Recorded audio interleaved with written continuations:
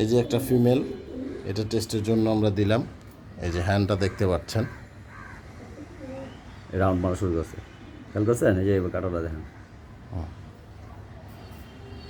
আমি কিন্তু হাত ধরেই রাখছি। এই যে এটা 100% ফিমেল কবুতর। এটা সম্পূর্ণ নতুনদের জন্য, যারা পুরনো তারা তো নর্মাদি চিনেনি, আর যারা আর কি নতুন নর্মাদি চিনতে কষ্ট হয় তাদের জন্য, এবং নতুন যারা আছে একদম ইয়াং স্কুলে বাচ্চা ছেলে পেলে তাদের জন্য। অনেক সময় অভিজ্ঞতার ক্ষেত্রে সিনিয়ররা নর্মাদি চিনতে ভুল করে ফেলায়।